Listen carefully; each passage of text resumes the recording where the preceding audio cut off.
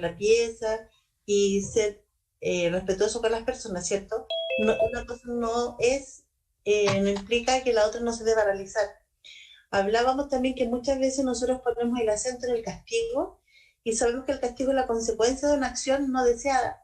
No obstante, el castigo nosotros decíamos que no debe ser lo más importante. Muchas veces nosotros nos rascamos en el castigo y en realidad deberíamos estar preocupados más bien de recalcar y repasar qué es lo que nosotros esperamos de ellos y los avances que han tenido en progreso en relación al objetivo final que nosotros le hemos planteado. Ayer estuvimos hablando del matrimonio y lo que Dios espera para nosotros como esposos y como esposas, ¿cierto? Tenemos varios versículos en relación a lo que Dios nos enseña como maridos y como mujeres, como esposas, en relación al matrimonio. Y para hoy quedó pendiente el tema de los conflictos y el perdón. Y aprovechamos de poner ambas imágenes en la misma PPT. Cuando recién nos hemos casado, el día que nos unimos en matrimonio y aquellos momentos en los cuales estamos en conflicto y pareciera ser que ese corazón se fractura un poco o quizás nos distanciamos momentáneamente cuando tenemos un impas entre nosotros, ¿cierto? Entonces, ¿qué hacer con los conflictos en el matrimonio? Es lo que vamos a ver hoy día. Y así como decía el hermano Manuel, efectivamente hoy día es el último día de esta ronda de talleres y la próxima semana comienza el hermano Jorge Evia. Bueno, Evia, sí. De la iglesia del Belloto. De Limache. Así que están todos invitados para del lunes a viernes. Mañana y pasado mañana hay culto normal. Cuando nosotros hablamos de conflicto, yo sé que todos tenemos en la imagen, en nuestra cabeza, de qué significa la palabra conflicto, ¿cierto? Y en forma cotidiana se dice que un conflicto ocurre cuando hay dos personas que tienen opiniones distintas en relación al mismo punto. Y por lo tanto quedan ahí como en pausa, quedan como estancados, porque ambos piensan cosas distintas y por lo tanto no pueden avanzar porque no pueden decidir cuáles de esas dos opciones se va a utilizar.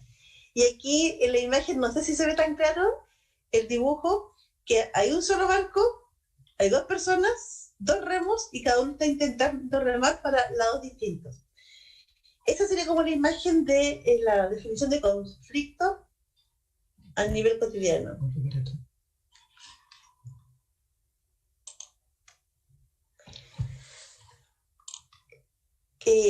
Yo sé también que a veces cuando nosotros hablamos de conflicto estamos pensando que es algo que no correspondería, es algo inadecuado y algo que debemos evitar.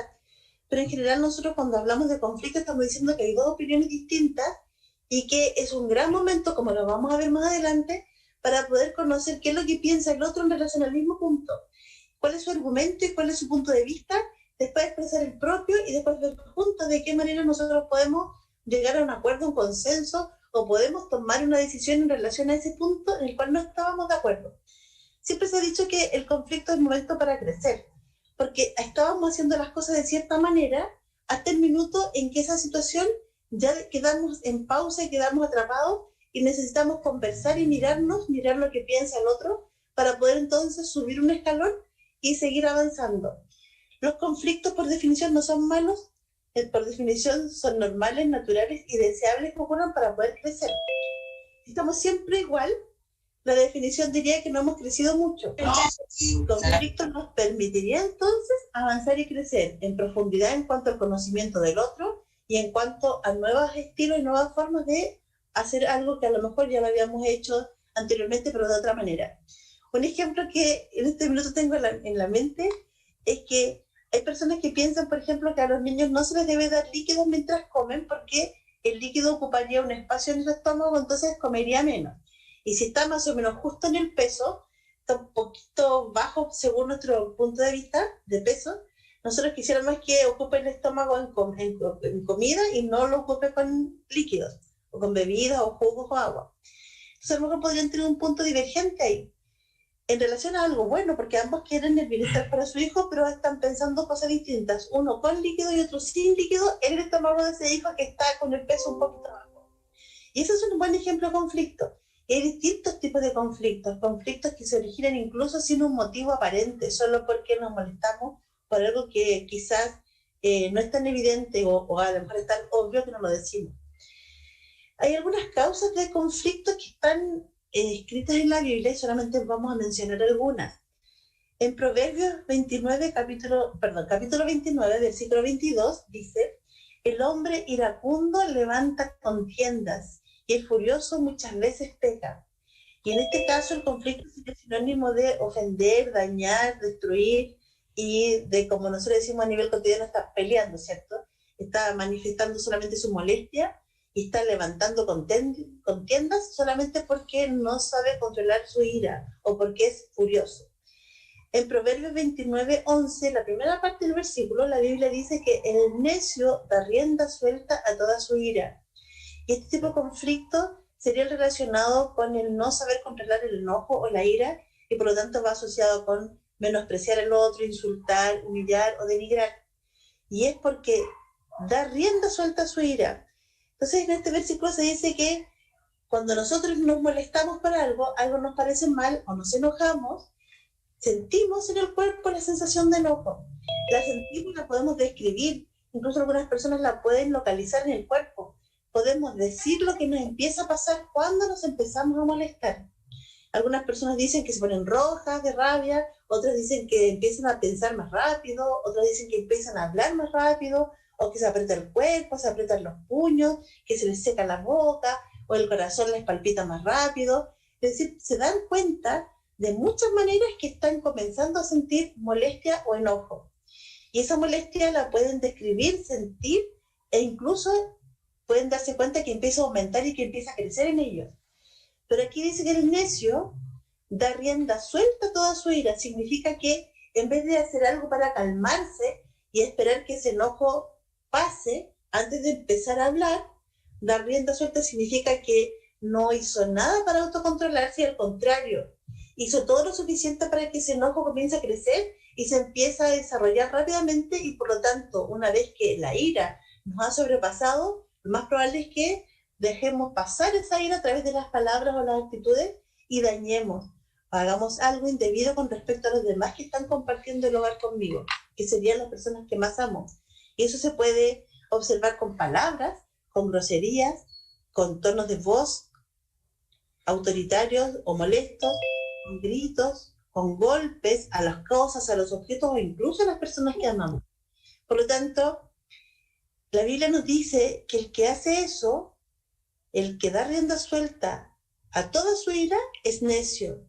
Y dar rienda suelta significa que hubo voluntad de no querer calmarse y hubo voluntad de querer seguir molestándose y querer dar rienda suelta a su enojo, sabiendo que esa ira iba a generar daño en las personas que me están rodeando y que están soportando esa ira mía.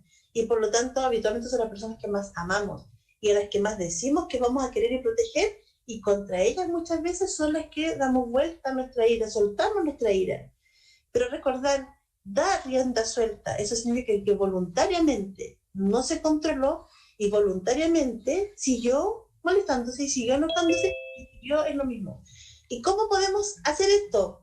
No es tan difícil, ¿cierto? ¿Qué se hace para dar rienda suelta a toda la ira? Simplemente empezar a hablar. Porque mientras más hablamos, más nos enojamos. Y mientras más hablamos, más cosas negativas recordamos, y el enojo es muy selectivo, porque cuando estamos enojados, el cerebro aísla todos los buenos recuerdos, aísla todos los buenos sentimientos y aísla todas las buenas intenciones, y deja solamente, y una unida al lado de la otra, los pensamientos negativos, los recuerdos donde hemos pasado algún mal rato, y eso más encima está exagerado y más encima está nublado, porque vamos solamente viendo lo que el otro hizo de mal y olvidamos lo que nosotros hicimos. Y por lo tanto, en algunos casos incluso puede ser adictivo hacer esto, porque el cerebro empieza a recordar rápidamente y con mucha prontitud todas las cosas malas que el otro ha hecho, y más encima las recuerda exageradas, y más encima las recuerda con la emoción que sentimos en ese minuto cuando nos enojamos, hace 2 días, o 1 mes, o 5 años, o 30 años, y las trae ahora con toda esa carga de molestia, de enojo, exagerando lo que recordamos y victimizándonos como que si nosotros no hubiéramos hecho nada malo. Y eso sería adictivo. Y las personas que se acostumbran a dar rienda suelta a su ira, se acostumbran a no poner un freno. Y después hacen que todos, inclusive ellos mismos, sufran las consecuencias de lo que acaban de hacer, voluntariamente. En cuanto a las formas de enfrentar el conflicto, solamente vamos a ver algunas y las más llamativas. Una de las primeras formas que algunas personas tienen para resolver los conflictos es ceder. ¿Qué significa ceder? No sé si la imagen se nota como que a alguien le pasa al otro algo propio, ¿cierto? Cuando hablamos de ceder, estamos diciendo que a la persona yo le permito que todo lo que dijo y todo lo que opinó lo haga de manera voluntaria, sin que nosotros pongamos ningún freno y ningún obstáculo, porque tenemos miedo a enojar, a que se enoje, tenemos miedo de tener una dificultad o una discusión, tenemos miedo a que los hijos que están por ahí dando vueltas escuchen y se asusten. Entonces, como tenemos miedo a dar nuestra propia opinión y tenemos miedo a que el otro se enoje, porque a lo mejor tenemos experiencias de que el otro no se controle y da rienda suelta a su ira, entonces cedemos. ¿Y qué significa ceder? A pesar de que yo quiero otra cosa y yo espero otra cosa y yo deseo otra cosa, no lo digo, y si es que lo empiezo a decir, me detengo para que se haga lo que el otro dijo, con la finalidad de evitar un problema mayor. Ahora, esta es una buena fórmula, digo yo, cuando la situación lo amerita, en el sentido de que estamos contra el tiempo y no hay espacio para pensar, no hay espacio para hablar y hay que decidir rápidamente. No obstante, después de ocurrida la situación, se necesita conversar para que el otro también vea mi punto de vista y que en ocasiones futuras lo podamos conversar. Y en ocasiones futuras la otra persona ya sepa, mi esposa o mi esposo ya sepa qué es lo que yo pienso y por lo tanto también lo tenga considerado antes de decir su voluntad, que en este caso sería imponer su voluntad. Cuando uno cede, deja que el otro imponga su voluntad, pero voluntariamente uno cedió. Entonces el otro cree que al decir algo, y yo concedo en lo que está diciendo, le doy toda la razón. Y en realidad solamente lo que ocurrió es que no dije nada para evitar algo más complicado. Por eso es que es importante que después se converse. No para sacar en cara ni decir, no pude decir nada por tu culpa, sino que decir, esto es lo que yo opinaba y en realidad no lo dije por tal razón. Pero quiero que tú ahora, que ya pasó todo, lo sepas, para que la próxima vez lo recuerdes. O incluso podamos ponernos de acuerdo ahora para que la próxima vez ya sepamos cómo conducirnos. Casi siempre se hace para proteger la relación o proteger a alguien. El estilo autoritario es el estilo en que la persona voluntariamente impone al otro su razón. Y al imponer al otro lo siente como perdedor y asimismo se siente como ganador. Pero aquí hay una voluntad de lograr que el otro cambie de parecer y hay una voluntad de que el otro haga caso a lo que yo le digo. Entonces, cuando obligamos al otro a ceder, por obligación, el otro también siente que ha perdido, porque siente que finalmente tuvo que quedarse callado porque el otro le impuso algo y no dio la opción de negociar o de conversar o de dar argumentos. Y se siente frustrado, se siente pasado a llevar, siente que la otra persona no lo valora o no lo respeta, porque le impone algo. Con respecto, estamos hablando del marido y la mujer, ¿cierto? Cuando hablamos de la forma de enfrentar el conflicto a nivel conciliador, aquí se dice que implica que ambos digan su punto de vista, expresen los pros y los contras cada uno, y después lleguen a un acuerdo, a un consenso. Ese consenso incluso puede ser, vamos a hacer lo que tú dices porque te encuentro la razón. O sea, va a ser lo que yo dije porque es razonable, es más razonable en este instante. Pero ninguno de los dos pierde, porque ambos fueron razonando, ambos fueron meditando y por lo tanto ambos tomaron la decisión. Y por lo tanto queda así establecido hasta nuevo aviso, hasta que cambien las condiciones o hasta que se ha decidido hacerlo de esa manera, ¿cierto? Formas de enfrentar los conflictos. Recordar lo que se dijo hace unos momentos, que el conflicto permite que nos podamos conocer aún más. Y la idea del conflicto no es hacer que el otro cambie o hacer que el otro haga lo que yo quiero. Cuando hablo del otro estamos hablando de un matrimonio, ¿cierto? Sino lo que sea mejor para ambos y para la familia. No que el otro haga lo que yo quiero, no cambiarlo porque yo quiero que él sea de esta manera o ella sea de esta manera, sino que lo que es mejor para nosotros como matrimonio, porque somos uno, y para nuestra familia si es que lo tuviéramos, ¿cierto? A pesar de que ser un matrimonio ya significa ya implica ser una familia. Formas de enfrentar los conflictos. Lo primero es pedir a Dios que nos ayude a controlarnos, que nos ayude a autocontrolarnos en relación a las emociones. No significa que sentir emociones sea malo porque es algo natural. Dios hizo personas con emociones, con alegría, con miedo, con enojo, con tristeza. Son emociones naturales y que no las podemos evitar y solas aparecen sin que nosotros las llamemos. Pero pedir a Dios que nos ayude a controlar las emociones para no hacer nada que implique herir a alguien cuando estamos bajo esa emoción. Entonces, por ejemplo, si estoy asustado, controlarme para no empujar a nadie, no botar a nadie, no pisotear a nadie mientras yo me salgo. Cuando estoy enojado, que Dios me ayude a controlar ese enojo para que no diga nada y no haga nada que implique herir a alguien y por lo tanto después esa persona pueda sufrir por lo que yo acabo de hacer o decir. En Gálatas, capítulo 5, versículos 22 y la primera parte del 23, la Biblia dice, más el fruto del Espíritu es amor. ¿Se acuerdan que hablábamos del amor que se entrega cuando Jesús vino al mundo y se entregó para que nosotros a través de él pudiéramos tener redención y pudiéramos entonces estar limpios ante los ojos de Dios, ante los ojos de nuestro Padre y poder entonces ser hijo de Dios? Él se entregó por nosotros, por amor. El amor implica estar, yo digo, con los radares conectados para el otro y no para uno mismo, porque eso sería egoísmo y sería buscar utilizar los demás para yo sentirme bien. El amor es lo opuesto, es estar conectado con el otro para el bienestar del otro y para que el otro esté bien a mi lado, en este caso con mi esposa, mi esposo, ¿cierto? Más el fruto del Espíritu es amor, gozo, paz, paciencia, benignidad, bondad, fe, mansedumbre, templanza.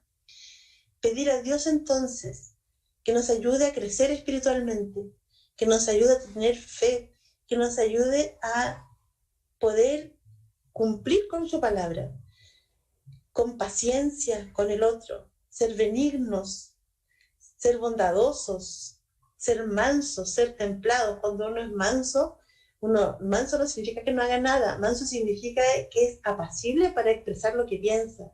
Templado significa que aunque esté molesto, esa molestia la sepa controlar y no desate su ira de manera voluntaria. Formas de enfrentar los conflictos. Cuando hay una dificultad o una situación compleja, uno lo que debe hablar es de la situación compleja o de la dificultad que se ha presentado y no de la persona.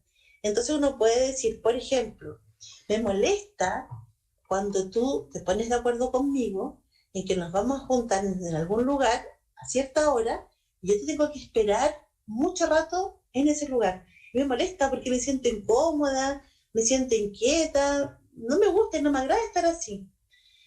Entonces, esa es una opción. Y yo puedo decir incluso, me molesta tanto, estoy muy molesta porque nuevamente me dejaste esperando más de media hora en el lugar donde dijimos que nos íbamos a contar y tú sabes que no me gusta así, no me gusta estar así. Y la otra opción es, tú eres un irresponsable, eres un mentiroso, eres sin respeto conmigo, se nota que no te importa quién yo soy, se nota que me pasas a llevar porque siempre haces lo mismo y otra vez pasó de que tú otra vez me dejaste esperando y tuve que pasar mucha vergüenza, y estuve muy incómoda mientras yo te esperaba, así que se nota que no me quieres, que eres una persona, y empezamos a agregar muchos calificativos que en realidad no los sentimos, solamente están apareciendo en nuestra mente por la molestia que tenemos. ¿Cómo vamos a decir a la persona que se nota que no nos quiere si hemos pasado tanto tiempo juntos y hemos pasado muchas experiencias donde ha demostrado largamente cuánto me quiere? Solo que la situación me generó estrés o me generó molestia. Entonces hay que hablar de la situación y no de la persona, y menos aún criticar a la persona como que si siempre fuera así, siendo que en realidad nosotros sabemos largamente cuánto hemos demostrado su cariño hacia nosotros. Y al revés, ¿cierto? Él hacia ella o ella hacia él. Pensando en eso entonces, en Mateo capítulo 7, versículo 4, es interesante que se pueda leer todo el texto de los versículos que nosotros hemos dicho, ¿cierto? Pero por el tiempo no se pueden desarrollar todos. Entonces se han destacado algunos. a mí no me gusta destacar solo un versículo de un capítulo completo, pero bajo las circunstancias que estamos, lo hicimos así. Pero igual se invita a que los hermanos puedan leer los capítulos completos después para entender el contexto del versículo que se acaba de leer. Pero en Mateo capítulo 7, versículo 4 dice, oh, ¿cómo dirás a tu hermano, déjame sacar la paja de tu ojo, y he aquí la viga en el ojo tuyo? Entonces, cuando nosotros estamos en un conflicto, nosotros olvidamos todo lo que nosotros somos, todas nuestras imperfecciones, y olvidamos cuántas cosas también a nosotros se nos pueden reprochar. Sin embargo, rápidamente, y sin ninguna vergüenza, y sin ninguna dificultad, y con mucha, no sé qué palabra decir, con mucha soltura, decimos todo esto que tú acabas de hacer ahora y se lo sacamos en cara, y lo decimos en forma exagerada, y atacando a la persona como que si fuera la persona completamente mala. Y el versículo en la Biblia dice, mira primero lo que haces tú. Mira la viga que hay en tu ojo. Una viga es una estructura gigante, ¿cierto? En relación a una paja que es muy pequeña. Ambas son dolorosas. Cuando nosotros nos clavamos una pajita en el dedo, en el pie, nos duele, ¿cierto? Incluso nos podemos rasguñar. Me imagino pegarme un cabezazo sobre una viga, más doloroso aún. No obstante, si miramos las dimensiones, nos damos cuenta rápidamente que uno con uno mismo es muy benigno y minimiza lo que uno hace y lo justifica y lo acomoda de tal manera que pareciera ser que lo que uno acaba de hacer o lo que uno ha hecho no es casi nada de malo, casi que no es malo, porque lo justificamos, porque nos damos argumentos para validar que lo que hicimos teníamos razón, y aunque era malo en realidad teníamos todos estos argumentos para haberlo hecho, y por lo tanto casi que nos autoperdonamos. Y además minimizamos lo que hemos hecho y lo justificamos de tal manera y lo acomodamos de tal manera que casi pareciera ser que no fue malo. Entonces, por ejemplo, cuando los niños están en el colegio y uno le copia a otro y dice, bueno, si yo no copiaba, mi mamá después me iba a retar porque me iba a sacar mala nota y yo había estudiado harto, pero esta materia como es tan difícil y siempre me ha ido mal, entonces estuve obligado a copiar. Además, todos los compañeros copian, entonces que yo también copie no es nada de malo, porque si todos lo hacen, ¿qué tan malo va a ser que yo lo haga? Y además que si la profesora no se dio cuenta, es como que si uno no hubiera copiado. Y además que cuando estaba copiando, estaba tan atento y que todo lo que escribí mientras copiaba me quedó grabadito en mi memoria, porque lo hice con tanto miedo que al final fue casi como que me ayudó a aprender y me sirvió más porque no se me va a olvidar nunca lo que aprendí ese día. Entonces, finalmente, algo malo lo empezamos a argumentar y lo decimos de tal manera que a nosotros mismos nos hemos convencido de que no era tan malo y casi que era bueno. En cambio, lo que la otra persona hace, no lo justificamos, lo exageramos, lo agrandamos y lo criticamos, no solamente lo que hizo, sino que envolvemos a la persona completa como si toda la persona fuera mala. Eres irrespetuoso, eres mentiroso, se nota que no me quieres, se nota que no te preocupas por mí, se nota que soy la última en tus prioridades porque me dejaste esperando media hora, y empezamos a exagerar todo y finalmente nos victimizamos y casi como el corazón partido por la mitad que estaba en la primera lámina, como que esto ya no da más, no soportamos más y llegamos hasta el final. Mateo 7:8 dice, o cómo dirás a tu hermano, déjame sacar la paja de tu ojo y he aquí la viga en el ojo tuyo. En la otra parte, ¿cierto? Hemos criticado al otro, nos hemos quejado. Ahora vamos a hablar del otro, del que está haciendo, el que está recibiendo la queja, el que está recibiendo la crítica. Formas de enfrentar el conflicto. Cuando uno enfrenta una queja por parte de la persona que ama, su esposa o su esposo, se recomienda escuchar sin defenderse y pensar qué responsabilidad personal hay en este reclamo. Yo soy responsable de qué cosa. Todo esto se me reclama, pero de todo esto que se me reclama entender que el otro está enojado, por lo tanto va a decir muchas cosas que claramente no las tenía ni que las quiso decir. De todo lo que se dice, filtrar y buscar qué es lo que realmente la persona tiene razón. Mi esposo, de todo lo que dijo, ya, qué es lo que sí tenía razón. Reconocerlo, porque sí tenía razón y sí lo hice. Y pedir perdón. Y pedir perdón porque eso que hice generó todo lo demás que acabo de escuchar. Todo lo demás es parte de nuestra raza humana. Y todo lo que dijo, todo lo que hizo y la manera en que me lo dijo es parte de nuestra raza humana. Somos pecadores. Y por lo tanto, escuchar, filtrar, encontrar lo que sí tenía razón, reconocerlo, pero no decir, ya, yo de esto no me hago cargo, de todo lo que me dijiste, nada que ver, así que después más de que pedir perdón por todas las cosas que me dijiste, porque eso no sería resolver un conflicto, ¿cierto? Entender que la otra persona está enojada y por lo tanto es ser humano, es pecador, y todo eso que hizo fue porque dio rienda suelta a su enojo, Entonces yo ya sé que lo está haciendo. ¿Para qué me hago cargo de eso? ¿Para qué lo voy a considerar? Si ya sabemos que eso no hay que considerarlo, porque eso finalmente es algo que la persona exageró porque dio rienda suelta a su pecado. Reconocer lo que sí hice y pedir perdón, pero con humildad, no diciendo, ya yo te pido perdón por esto, pero tú me dices tantas cosas que después me tienes que pedir perdón porque mira todo lo que me dijiste. Eso no sería considerar lo que nos dice la Biblia, ¿cierto? Entonces, no defenderse, sí escuchar, pero no con ironías. Ya, bueno, ¿qué me vas a decir ahora? Ya, yo te voy a escuchar, dime nomás. Porque eso no es agradable hacia el otro, ¿cierto? Escuchar con humildad, con paciencia. Encontrar lo que sí tiene razón, aceptarlo, reconocerlo y pedir perdón por ello. Y controlar el impulso personal de contraatacar y defenderse. Porque eso no sería una resolución de conflicto.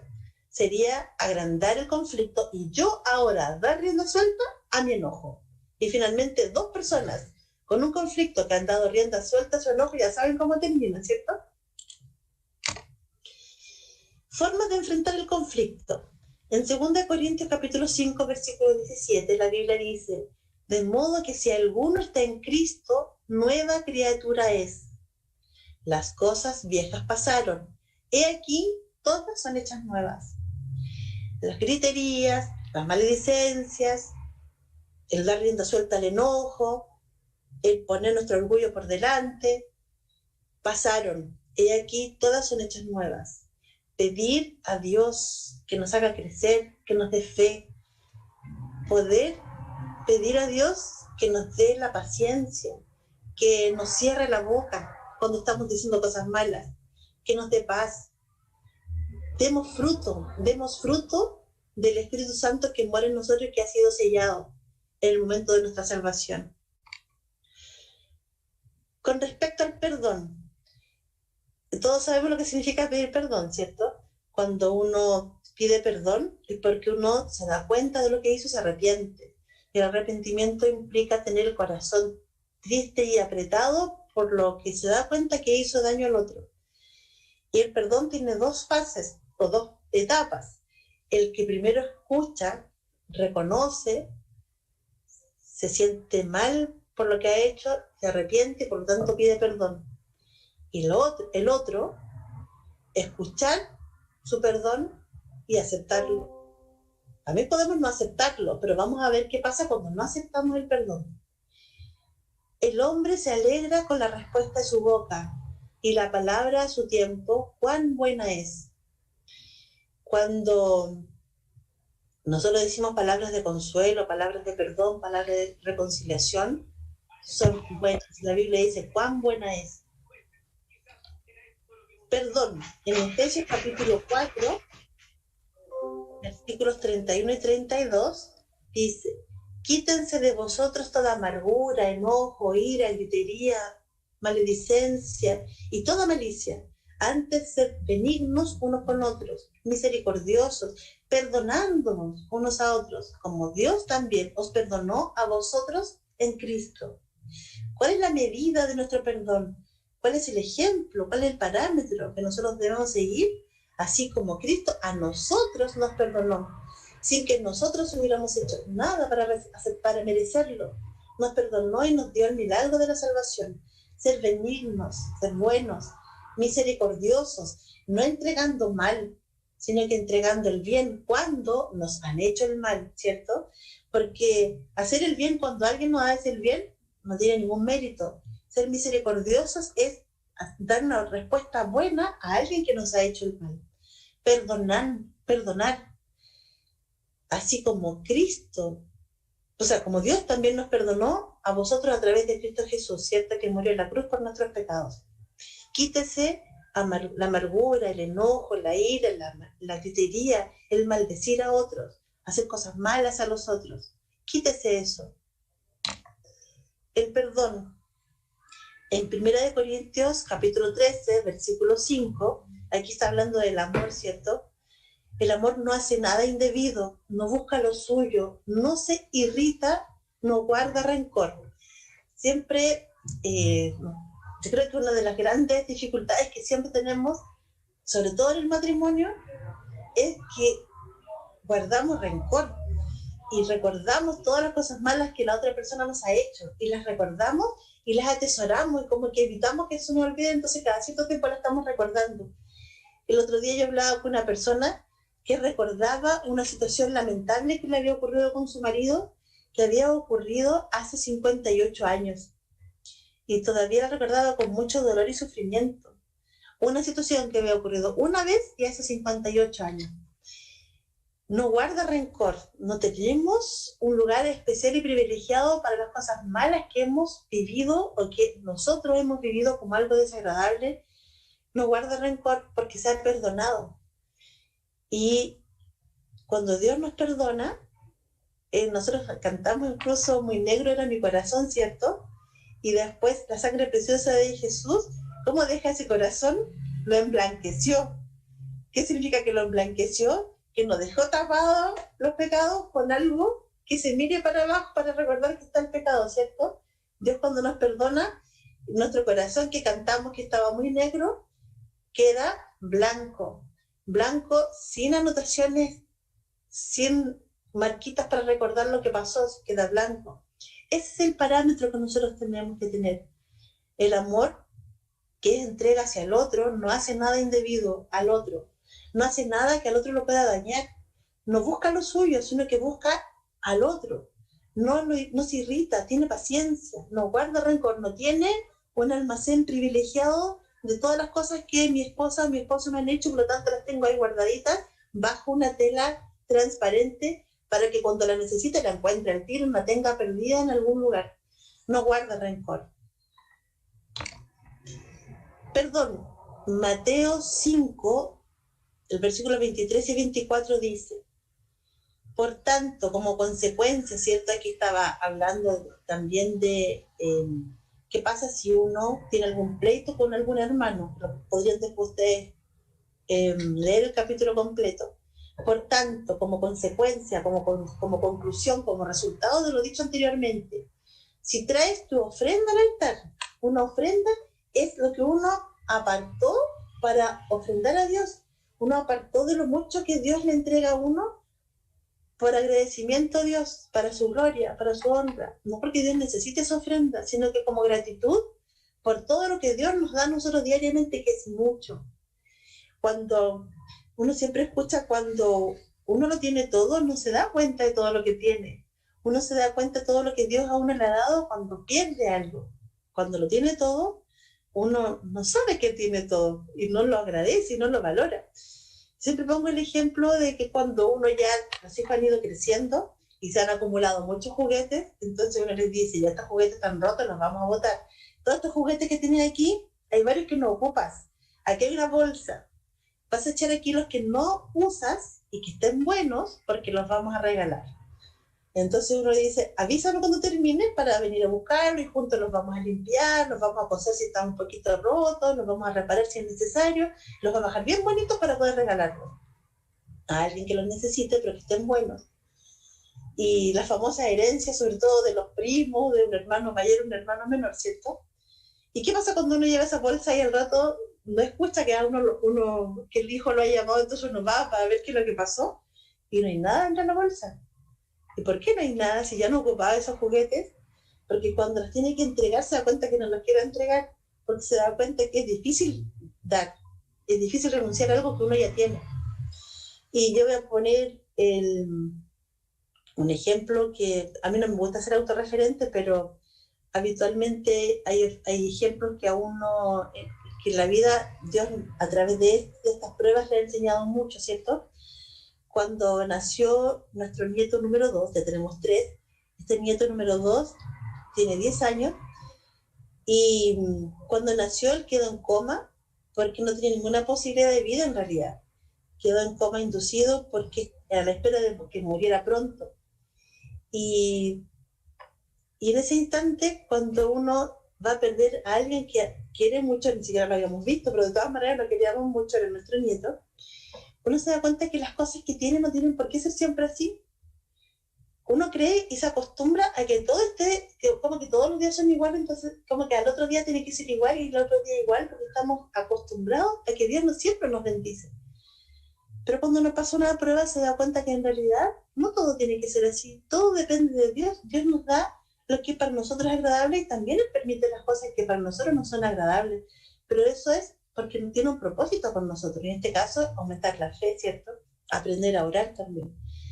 Entonces, por tanto, si traes tu ofrenda al altar, estamos hablando de lo que nosotros vamos a entregar a los pies del Señor en gratitud por todo lo que Él nos entrega diariamente, incluso aquellas cosas que las tenemos tan obvias y dadas que ni siquiera las valoramos.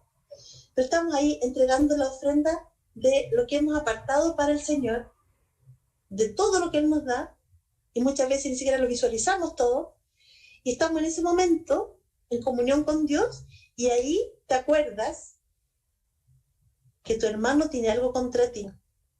Y la Biblia nos dice, Dios nos dice, deja allí tu ofrenda delante del altar y anda, reconcíliate primero con tu hermano y entonces ven y presenta tu ofrenda. Entonces, si estamos enojados con nuestra esposa, con nuestro esposo, tenemos que, la Biblia así lo dice, tenemos que reconciliarnos, tenemos que conversar, tenemos que humildemente reconocer nuestro error, reconocer la ofensa, y pedir perdón.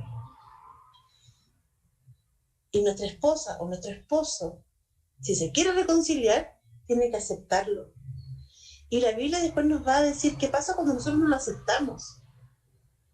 Pero Él nos dice, así como Dios a través de Cristo nos perdona, nosotros tenemos que perdonar, porque esa es la muestra que nosotros tenemos, ese es el camino, ese es el parámetro, ese es el ejemplo, el perdón de Dios hacia nosotros, ¿cierto? Que somos infinitamente pecadores, que tenemos una viga en relación a la paja del ojo ajeno del otro. En relación al perdón, en Mateo capítulo 18, también puedes leer el capítulo completo, el versículo 18, el versículo 21, la segunda parte, y el versículo 22. Lo pongo así para poder leerlo rápidamente, pero yo los invito a que lean los capítulos completos. De cierto os digo que todo lo que atéis en la tierra será atado en el cielo, y todo lo que desatéis en la tierra será desatado en el cielo. ¿Cuántas veces perdonaré a mi hermano? ¿Hasta 7? Jesús le dijo, no te digo hasta 7, sino hasta 70 veces 7. Hasta 70 veces 7. Todo lo que no perdonemos será atado también en el cielo. Y todo lo que perdonemos será desatado en el cielo. ¿Cuántas veces hay que perdonar? ¿Hasta 7? Jesús dijo, no hasta 7, hasta 70 veces 7. Yo no sé cuánto es eso, pero imagino yo un número que ni siquiera yo podría pronunciar. ¿Cuántas veces queremos que nos perdonen? ¿Y por qué somos tan estrechos para perdonar? La Biblia dice, no recuerden, no guarden el recuerdo de las cosas malas. Si ya las perdonaron, no las guarden. Recuerden el versículo de que muy negro era mi corazón y con la sangre preciosa de Jesús, ahora el corazón es blanco. No tiene una tela delgada para mirar hacia abajo todos los pecados. Está blanco. ¿Cuántas veces perdonaré a mi hermano, a mi esposa? ¿Cuántas veces voy a perdonar a mi esposo? ¿Hasta 7? Jesús le dijo, no te digo hasta 7. Jesús le dijo al apóstol, no hasta 7, sino hasta 70 veces 7. Lean el capítulo completo después. Nos quedan 6 minutos, así que vamos a intentar apurarnos un poquito. En relación al perdón, ejemplos de perdón en la Biblia. Jacob y Esaú. Yo creo que muchas veces hemos leído este capítulo en la Biblia, ¿cierto? Hemos leído lo que ocurrió. Jacob pidió perdón a Esaú por su engaño que le arrebató la primogenitura. Esto está en Génesis 33, versículos 8 al 12. Ustedes lo pueden leer también. Jacob pidió perdón y luego caminaron juntos, ¿cierto? Esaú lo perdonó. José y sus hermanos. También hemos visto y leído y escuchado muchas veces en relación a esta enseñanza de la Biblia. Los hermanos vendieron a José. José ya estaba después de administrador del faraón de los recursos, ¿cierto? Tenía un puesto importante. Y José les perdonó a los hermanos que lo vendieran como esclavos. Y los perdonó, incluso los alimentó y les entregó el sustento. Eso está en Génesis 45:7, también lo pueden leer. Otro ejemplo de perdón en la Biblia. La parábola del hijo pródigo, que también la hemos leído muchas veces, ¿cierto? Que está en Lucas capítulo 11, versículos 11 al 32. El padre perdona al hijo y lo recibe sin poner condiciones. El hijo, ¿se acuerdan que había pedido su herencia en forma adelantada y la malgastó? Y cuando ya no tuvo nada y la hubo desperdiciado toda, la hubo malgastado toda, volvió donde el padre, cuando ya no tenía nada, y el padre lo recibió, siendo que ya no merecía nada, porque ya se lo había llevado todo, toda su parte, ¿cierto? Y lo recibe sin poner condiciones. El caso de Evodia y Síntique en Filipenses 4, versículos 2 y 3, ellas habían tenido una dificultad, habían servido mucho al Señor, habían tenido una dificultad, se nota que habían pasado algo entre ellas. Y el apóstol dice que sean de un mismo sentir en el Señor. Incluso pone un hermano ahí como intermediario para que las ayude, ¿cierto? Pueden leer también esos versículos. El máximo ejemplo de perdón en la Biblia, Dios a través de nuestro Señor Jesucristo, que nos dio la vida eterna, murió en la cruz por nuestros pecados, cumpliendo la voluntad de Dios. Jesús cumplió la voluntad de Dios y padeció en la cruz por nuestros pecados. Ese es un máximo ejemplo de perdón. En Romanos capítulo 7, versículos 24 y 25, la primera parte del 25, miserable de mí, ¿quién me librará de este cuerpo de muerte, del pecado? Gracias doy a Dios por Jesucristo nuestro Señor, que a través de Él nosotros entonces somos liberados del pecado y Dios nos perdona. Reflexión final. En Efesios capítulo 4, versículo 29 dice: ninguna palabra corrompida salga de vuestra boca, sino la que sea buena para la necesaria edificación del otro y propia, ¿cierto?, a fin de dar gracia a los oyentes. Algo que sea corrompido significa que sea roto, que sea desvirtuado, que sea malogrado. Que ninguna palabra malograda salga de nuestra boca, sino que sea buena para la necesaria edificación. ¿Saben que cuando uno se enoja y da rienda suelta a su enojo, hace sufrir al otro, pero la persona también sufre? Los dos sufren. Que sea para la necesaria edificación de ambos, a fin de dar gracia a los oyentes. Otra reflexión final. En 1 Corintios capítulo 10, versículos 23 y 24. ¿Se acuerdan que este versículo lo leímos el día lunes, el primer día? Todo me es lícito, podemos hacer lo que nosotros queramos, no tenemos nada prohibido, pero no todo conviene. No dice no todo me conviene, dice no todo conviene.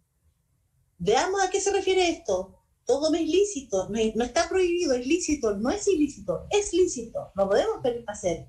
Todo me es lícito, pero no todo edifica. ¿Se acuerdan cuando hablamos del testimonio? Ninguno busque su propio bien, sino el del otro. Y si estamos hablando de un matrimonio, ninguno busque su propio bien, sino el de su esposa o el de su esposo.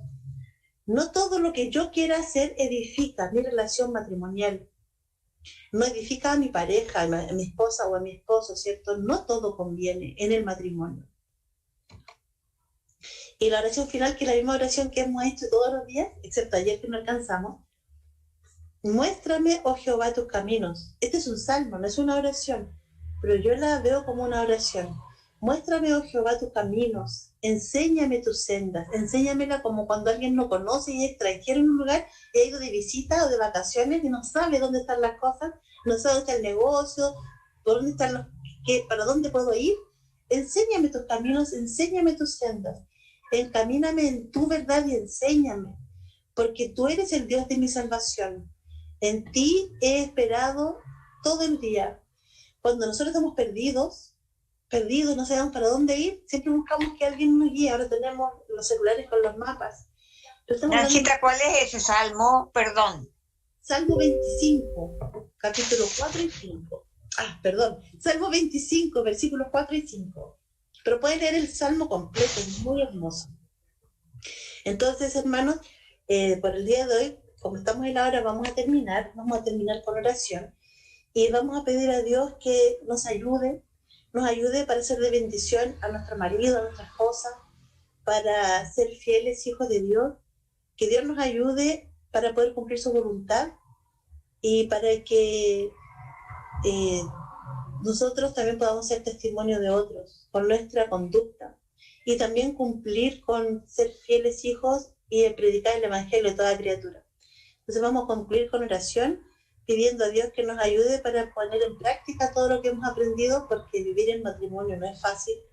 Tampoco alcanzamos a hablar de qué pasa cuando finalmente el matrimonio no puede continuar y el pesar que queda para ambos, ¿cierto? Para la esposa y el esposo de ese matrimonio que no pudo progresar, a pesar de que ambos son hijos de Dios y ambos desearon y buscaron por todos los medios perdonarse y continuar juntos. Sabemos que Dios tiene un propósito para nuestras vidas y que Él es el dueño de nuestras vidas. Y pedir a Dios que nos dé paz, que nos dé consuelo, que a pesar de que no estemos juntos igual podamos perdonar y que no queden ataduras y que podamos seguir compartiendo. Quizás como pecadores que somos, en los que sí estamos en matrimonio, sí seguimos viviendo juntos, ha sido solo por la misericordia de Dios, pero pedir a Dios que a ambos, a los que no han podido permanecer juntos y a los que aún estamos juntos, Dios nos tenga misericordia, nos dé la paz, nos dé el consuelo y nos dé el gozo de la salvación. Estamos peregrinos en este mundo, nuestra verdadera hogar está en el cielo y Dios conoce nuestras limitaciones, conoce nuestras debilidades, también conoce nuestro corazón, conoce nuestro esfuerzo, ha visto los sufrimientos, sobre todo de los hermanos que ahora están separados, a pesar de que ambos están vivos, ¿cierto? Y están solos.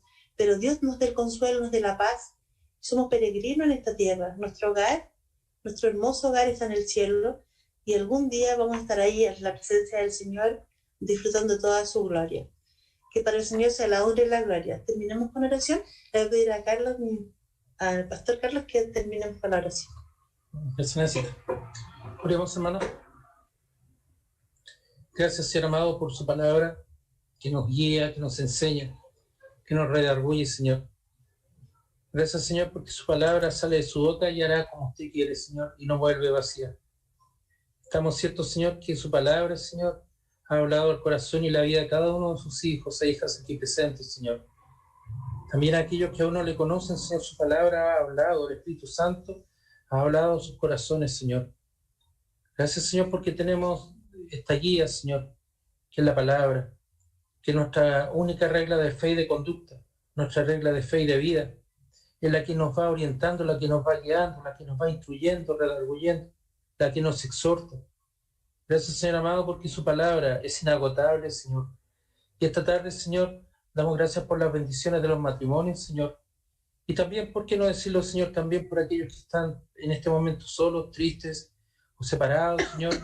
Yo te pido, Señor, para que tú hagas la buena obra sobre aquellos corazones que están angustiados, Señor. Tu palabra, Señor, nos enseña que podemos estar angustiados, tristes, pero no estamos derrotados, Señor. Tu palabra nos enseña que podemos estar adoloridos, Señor, que podemos estar caídos, Señor, pero no derrotados. Por eso, Señor amado, confiando y sabiendo que como hijos suyos, Señor, todas las cosas nos ayudan a bien, Señor, y que levantamos esta oración, Señor. Su palabra nos dice que la excelencia de su poder está en nosotros. Estamos atribulados en todo, mas no angustiados, dice la palabra. en apuros, mas no desesperados, perseguidos, mas no desamparados, derribados, pero no destruidos, sabiendo que el Espíritu Santo, Jesucristo, anida en nuestro corazón, en nuestra alma, Señor. Damos gracias, Señor, porque usted nos llena de consuelo. Te pido, Ser amado, que nos enseñe a perdonar, que nos enseñe a ser perdonadores, Señor, y también a saber perdonar, Señor, también a acoger, Señor, porque perdonar, Señor, no es una derrota, no es un símbolo de ser destruido o derrotado, sino que es la muestra de amor hacia nosotros, Señor. Llénanos de tu misericordia, Señor amado, llénanos de tu paz, de tu amor. Gracias, Señor bueno, en el bendito nombre de nuestro Señor Jesucristo. Amén. Hermano Manuel.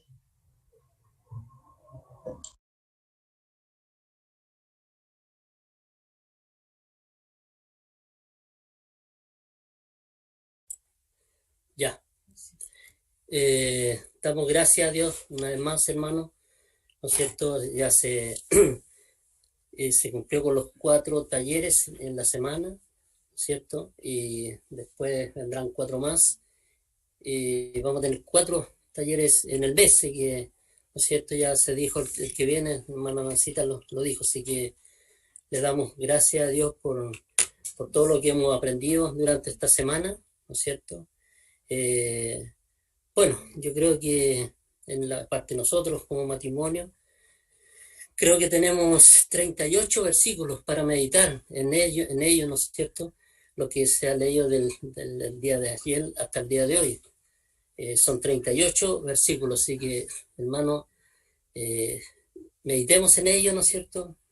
Cuando hayan conflictos como matrimonio, vamos a la palabra es la que nos da la paz, la tranquilidad y el amor, ¿no es cierto? Y aquí hemos leído, como dije, 38 versículos muy, muy interesantes, muy buenos, muy profundos, especialmente para nosotros como matrimonio, ¿no es cierto? Y le damos gracias una vez más a Dios por nuestra hermana Mancita, la expositora que hemos tenido durante esta semana, ¿no es cierto? Que ha sido muy, muy clara para enseñarnos, ¿no es cierto?, en este taller que hemos tenido. Así que la gloria y la honra es para nuestro Dios. Vamos a finalizar entonces, hermano. Hermano Manuel, perdón, no sé si alguien tiene alguna pregunta. Sí, perdón, no, sí, íbamos a finalizar con lo suyo. Sí, sabemos que después, ¿no es cierto?, tenemos media hora para hacer preguntas de los hermanos, ¿no es cierto?, como lo dijimos al principio. Por eso le dije, tenía que estar papel y lápiz para ir anotando, ¿no es cierto? No sé si alguien anotó, pero yo creo que tenemos buena memoria, así que vamos a dejar el momento, esta instancia, ¿no es cierto? Si algún hermano quiere hacerle alguna pregunta a nuestra hermana expositora, levante su manito, su dedito y lo exprese. La hermana Gloria Romero. Sí, no, es que quería decirle que se incorporó otro hermano más de nuestra iglesia, el hermano Jaime González, que está ahí también. Bienvenido entonces, hermano Jaime González, que Dios le bendiga. Gracias, mi hermano, muy gentil, muchas gracias. Voy a aprovechar de hacer un comentario si es posible o tengo tiempo después, ¿sí? Sí. Perfecto. Bueno, tremendamente interesante. Primero que nada, bueno, voy a reiterar mi presentación, soy de la iglesia del pastor Luis Mardone. Este tema es tremendamente interesante, mi hermano, por todas las aristas que tiene, que son aristas en realidad bastante interesantes y profundas de analizar. Sería bueno en algún instante que pudiéramos entre las iglesias poder tener un simposio o un gran congreso para poder discutir este tema que no es menor, que trasciende incluso más allá la situación intrafamiliar de nosotros como cristianos, como hijos de Dios, en este proceso que es difícil de poder sobrellevar cuando enfrentan la vida juntos, dos personas, dos individuos que son totalmente distintos, diferentes, y esa relación se empieza a conjugar, se empieza a elaborar, a procesar, a construir el cimiento de esta construcción de esta familia en la primera acercamiento que existe entre un hombre y una mujer, que es mirarse, observarse, gustarse y empezar una relación. Entre todo ese proceso hasta cuando se llega a concretar, probablemente tal, el matrimonio, sí, es tremendamente interesante, mi hermana Nancy, poder abordar estos temas en discusión que son más allá de esta relación superficial. Hay cosas muy íntimas, muy privadas que acontecen dentro de este afinamiento del matrimonio, que sin lugar a duda establece parámetros que en definitiva pudieran ser soslayables siempre y cuando exista una muy buena disposición de parte de ambos para poder superar todos esos conflictos que usted señalaba y que en definitiva van a poder conjugarse después en una muy buena relación como individuos, como pareja, sobre todo como pareja de testimonio. Yo siempre he establecido que es tremendamente importante esta unión tremendamente fraternal, espiritual, es que debe ir a existir siempre un triángulo,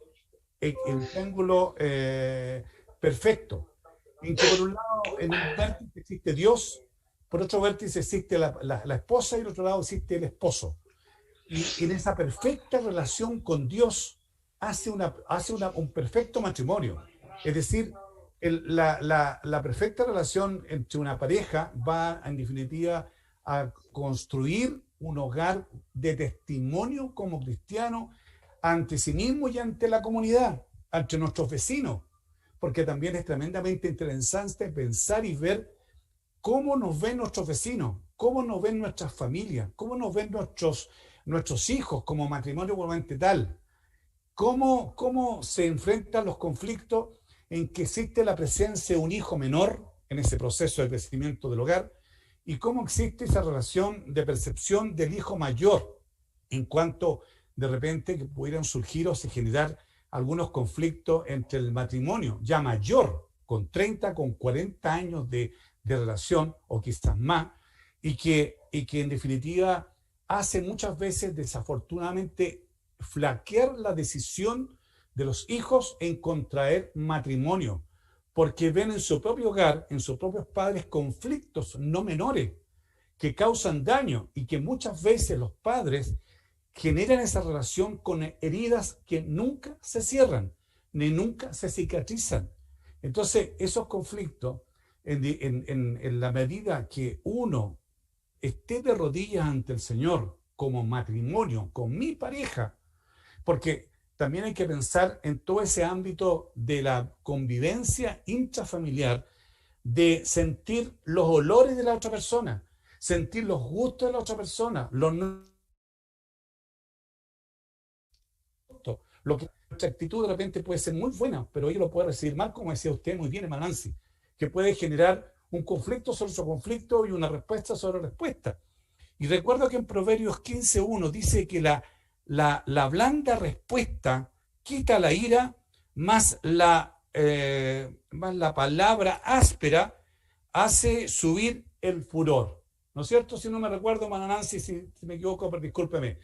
Pero en definitiva, mi hermano, en la medida que nosotros tengamos nuestra relación afinada solo con nuestro Señor y con la franqueza absoluta con nuestras parejas, con toda lo que significa de repente incluso sentir pena por lo que le está diciendo a esa otra persona, pero ser francos de corazón, no solo de boca, y poder expresar lo que realmente sentimos, pero con respeto hacia la otra pareja, con tolerancia, con mansedumbre, y esperar que la otra persona ojalá también pueda recibir con esa blandura lo que yo le estoy diciendo, y poder, ¿no es cierto?, en definitiva, constituir un hogar de armonía y de buen testimonio social en la iglesia y donde estemos. Gracias, mi hermano, gracias, mi hermana Nancy. Gracias, hermano Jaime. Y en realidad usted tiene toda la razón. Y el tema de la familia da para mucho más. Por ejemplo, dejamos de lado el tema del ciclo vital familiar, lo que va pasando a medida que la familia va creciendo, cuando están las parejas solos, cuando van naciendo hijos, cuando los hijos se van, cuando aparecen las enfermedades, la jubilación. También el tema del dinero, de la administración de los dineros. Cómo se ponen de acuerdo quién es el más idóneo para ser mayordomo de lo que nos ha dado, ¿cierto? Así También es. el tema de los suegros, Por cómo supuesto. enfrentar las dificultades cuando no hay mucha evidencia con los suegros o cuando no se han puesto los límites claros. Yo amo mucho a mi suegro, pero lejos. En realidad, el tema de la sexualidad también, que es un gran tema, que es muy importante también conversarlo, pero en 5 días no alcanzamos a hablar de No, más sin que duda, esto. Así sin que, pero duda. sin duda, de toda la razón, el tema de los matrimonios es un tema muy importante, y sobre todo por lo que usted decía, estar unidos, unidos más en la mano con el Señor, porque somos hijos del, ¿cierto? Así Gracias, es. hermano Jaime. Hermano Manuel. Bueno, ahí el hermano Jaime le dio trabajo al presidente del presbiterio, así que para que medite el presidente del presbiterio.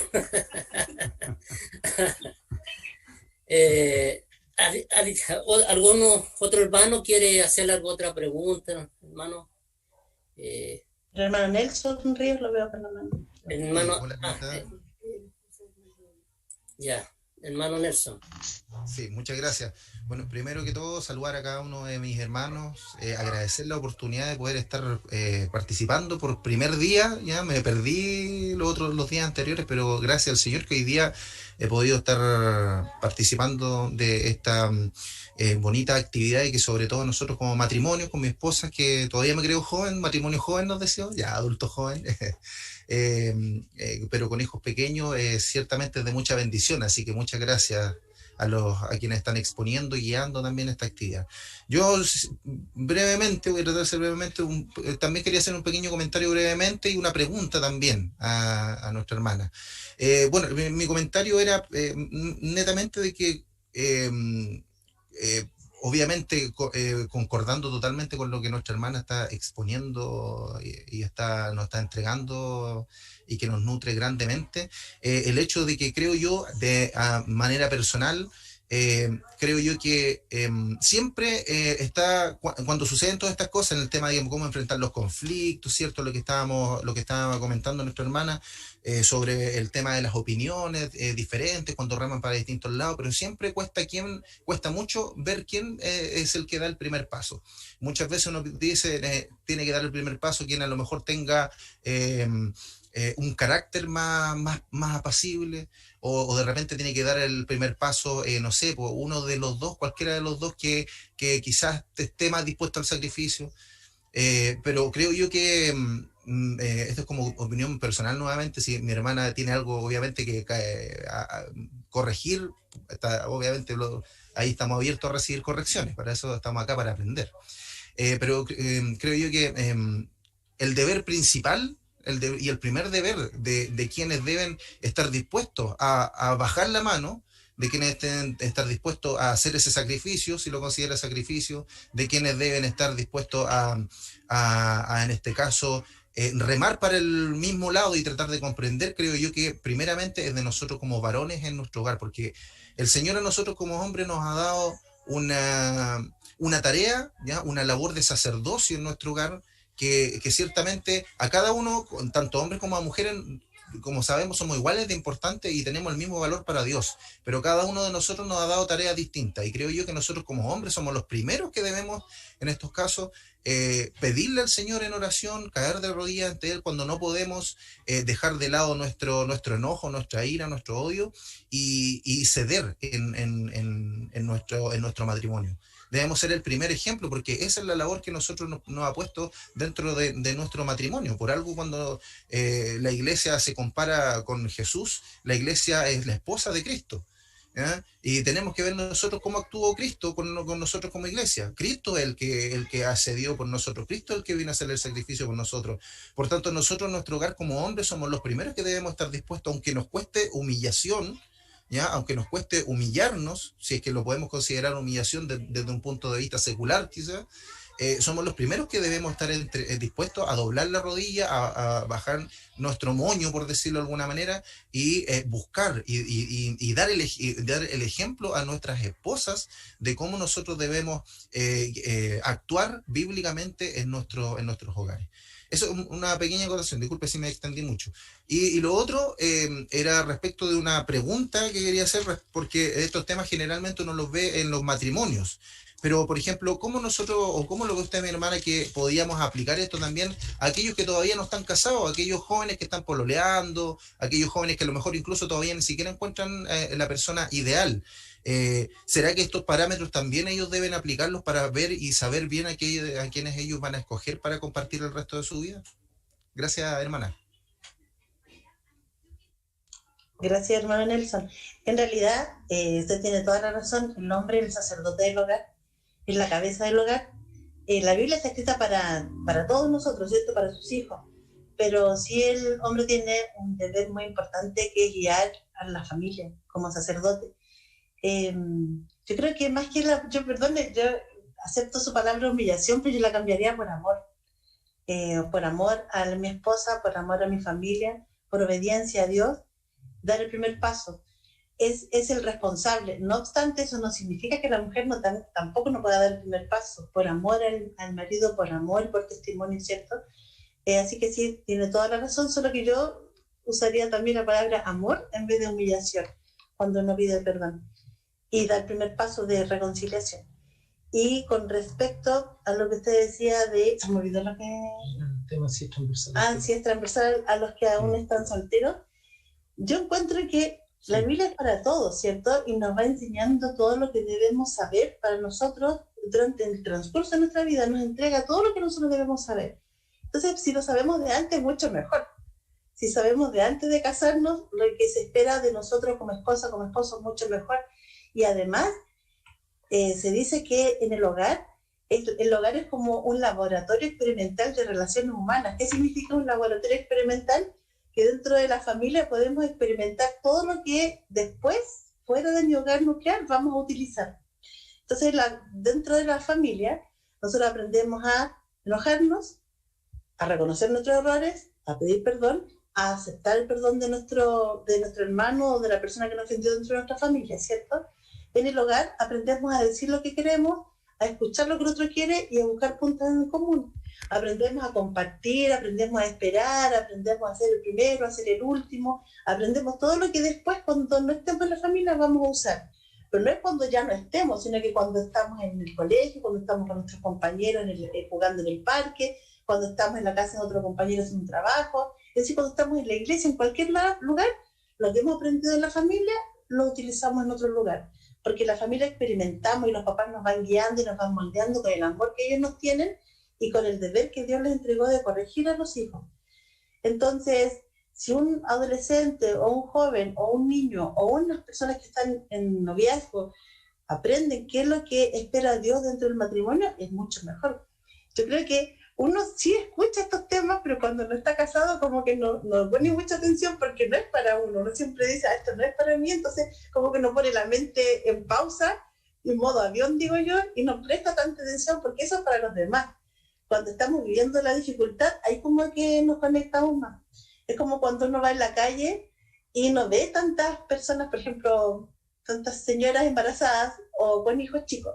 Y cuando uno está embarazada, anda viendo mujeres embarazadas en todas partes. Es como que el radar está conectado cuando uno lo necesita y cuando no, como que uno lo pone en modo avión.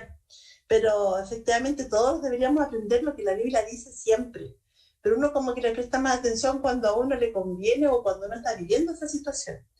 Entonces, sí, tiene toda la razón y yo creo que es importante que todos aprendamos de todo, pero pareciera ser que nuestra cabeza es más limitada que la enseñanza que podríamos aprender. Gracias, hermano Nelson. Hermano Manuel. Hermano Nelson. Hermano Nelson, el hombre que da la última palabra. Sí, mi amor. Hermano, no sé si alguien más. Hermano Aranguis. Hermanita Adriana. Hermano Aranguis. Y hermano Oscar, ¿sí? Ya. Después hermano Oscar, ¿ya? Hermanita Nancy, buenas noches a todos mis hermanos, Dios les bendiga grandemente.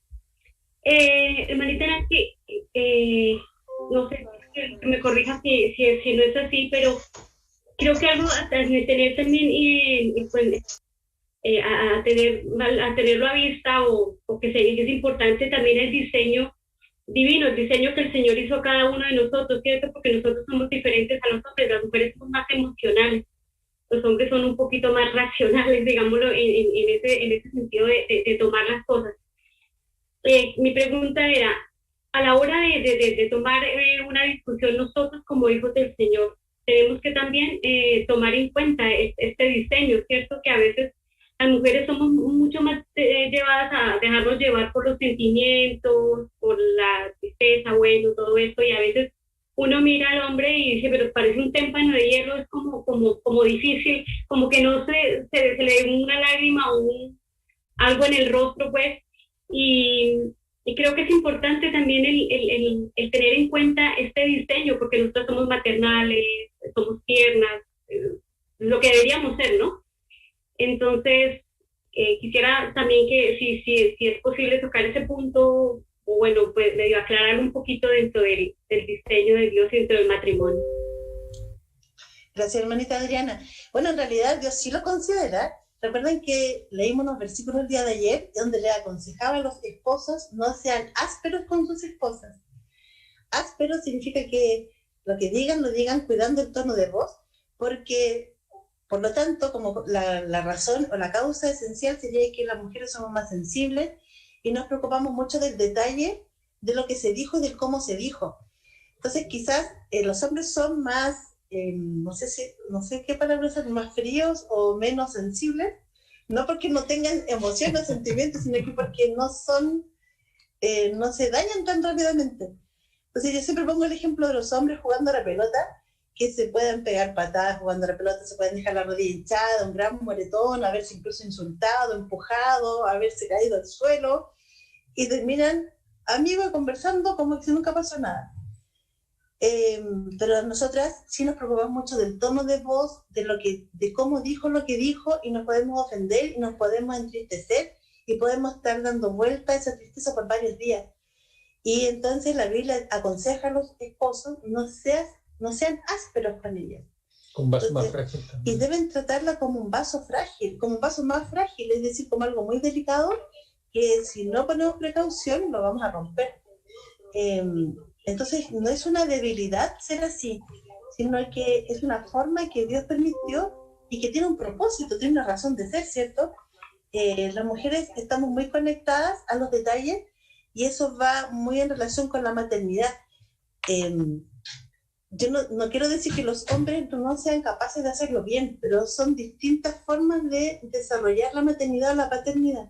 Ambos lo hacen a la perfección porque Dios lo permitió así, pero cada uno de su propia manera. Entonces una mujer es muy dedicada a los detalles, porque es la primera en reconocer, por ejemplo, el tipo de llanto para saber si llora de hambre, de sueño, de que está incómodo, le duele algo. Entonces eso es también para que el hijo pueda sobrevivir en nuestras manos, a pesar de la inexperiencia, sobre todo con el hijo mayor. Y esa capacidad para estar atada a los detalles permite entonces, al revés, que cuando nos habla, la persona que amamos nos habla con rudeza o con aspereza, nos resalta mucho, nos llama mucho la atención el tono. Entonces ese tono genera tristeza, y las mujeres, como somos más emocionales, rápidamente lloramos o nos ponemos tristes porque nuestra condición y nuestra naturaleza es así. No es porque sea peor o mejor, es porque Dios nos hizo así con un propósito y una finalidad. Pero sí tiene toda la razón, hermana Adriana, somos distintos y por lo tanto a los hombres se les pide no ser ásperos con nosotras y tratarlas como a vaso muy frágil. Gracias, hermana Adriana. Hermano Manuel. Hermano Carlos, quisiera hermano, un poquitito, por favor, hermano Carlos, es que yo tengo otro teléfono y otro mail. Entonces yo quiero comunicarme con usted. Entonces no sé a dónde me tengo que dirigir. O cómo le puedo mandar mi número de teléfono. Hermanita, después de la reunión me lo diga, ¿ya? Si quiere, o nos comunicamos después, nos podemos comunicar, ¿ya? Ya, por favor. Ya, hermanita Gloria, que se le... Ya. Ya. Gracias, hermana. Hermana Adriana, el versículo está en Colosenses capítulo 3, versículo 19, para que lo lea, lo que dijo el hermano Nancita. Hermano Amén. Juan. ¿Ah? Ah, ya. Hermano Oscar, que Dios le bendiga nuevamente, un gusto de verle nuevamente en esta noche. Igual, he sido bendecido con el tema durante estos días que he podido participar. Así que agradecer el que podamos conectarnos con ustedes también y ir aprendiendo. Son 3 cositas, voy a ser lo más breve posible. Una es que como Congregación Filadelfia tenemos un grupo que nos juntamos una vez al mes de matrimonio, una reunión de matrimonio, y hemos ido viendo brevemente todo esto, algunos de estos temas que también enseña la hermana Nancy. Así que eso nos ha ayudado bastante. Lo otro es que yo me gusta más la palabra principio bíblico que parámetros. Cuando queremos usar la Biblia, algún texto, para enseñar alguna cosa, entonces a veces los hermanos tienden a decir, estos son los parámetros que da la Biblia. Creo que es más correcto desde el punto de vista como cristianos, es el principio bíblico que establece Dios en su palabra. Eso uno, y lo otro era solamente dar gracias al Señor porque Él nos permite ir aprendiendo. Leía en Facebook, parece, donde uno decía: el papito lindo, tú eres el mejor de todos los papás. Entonces dije yo, bueno, no creo que sea el mejor, pero trato de sí ser el papá que lleve a nuestra familia al Señor, que sí, eso es importante. Así que, pero en todo este tiempo, después de esta situación que estoy viviendo, se vuelve más reflexivo uno. Y bueno, yo diría normal para cualquiera, pero el Señor ha sido tan bueno que hoy día estoy ya en mi cama, en mi casa, ya fui cuidado de alta de la clínica, y estamos aquí disfrutando otra vez de la familia. Que el Señor les bendiga, hermano Arangui y todos los hermanos. Gracias. Gracias, hermano Oscar. Nos alegramos profundamente de poder verle, de poder escucharle, de su sabiduría en sus palabras, y los amamos mucho el Señor, a usted y a su familia. Y efectivamente usted tiene toda la razón, es un lenguaje que yo utilicé que no es el adecuado. La palabra parámetro debería haber sido los principios bíblicos, ¿cierto? Que es nuestra regla de conducta. Gracias, hermano, por la aclaración y la corrección. Hermano Manuel. Sí, vamos a dar la última oportunidad, no sé quién se va a ganar esta bendición. ¿Ah? Hermano Francisco, levantó su mano, ¿no? ¿No? Ah, ya visto. Voy al el otro lado de la pantalla, si hay algunos hermanos que quiere hacer la última pregunta. ¿Ah? Bueno, acá mi señora quiere decir algo, a ver, vamos a darla. Si no habla, lo castigan a usted, pues, hermano. Oye, hermano Jaime, ¿cómo? ¿Adivina usted? No, yo que también quería, agradecer primeramente al Señor. Yo estoy detrás de mi esposo porque dicen que la mujer va atrás del hombre. No, es broma. En eso tiene toda una inspiración de sabiduría, mi hermana. No, yo voy al lado, soy la ayuda. Ay. No, agradecer al Señor por los estudios que dio la mesita esta semana, que uno nunca termina de aprender. Y es verdad lo que dijo el Manuel un día, no sé si el primero o el segundo día, de que nos gustaría ser joven, tener hijos ahora, para saber y entender todo lo que tenemos ahora en la mente, porque es muy distinto a no tener el conocimiento de Dios, porque uno nunca le enseñan a ser mamá, ni nada, padres tampoco, y esposos tampoco. Pero cuando uno conoce al Señor, empieza a adquirir una sabiduría que es del Señor, que es de la palabra. Y bueno, y nos sirve ahora en este tiempo para aconsejar a otros, a los hijos, a los nietos, a los bisnietos, como decía la Nancita al principio, y dar gracias al Señor porque igual uno nunca termina de aprender. Y bueno, ya nosotros tenemos un hijo que al principio la Nancita hablaba de los hijos, y ahora yo doy gracias a Dios porque está conectado Reinaldo con Valesca, y agradecer porque está escuchando hoy día, lo escucharon el tema, y que Dios haga obra en su vida, porque la fe viene por el oír. Y que hoy día hayan escuchado este tema, yo estoy feliz, estamos felices, toda la familia aquí. Justamente hoy día que estamos también de aniversario, cumplimos 44 años, y era el que nos falta que el Señor haga la obra en él, y también en Valesca y los niños. Así que da gracias a Dios, y también doy muchas gracias a Dios porque la Nancita es de nuestra iglesia, y ella nos había dado más o menos estos temas de las reuniones de matrimonio que tenemos todos los meses.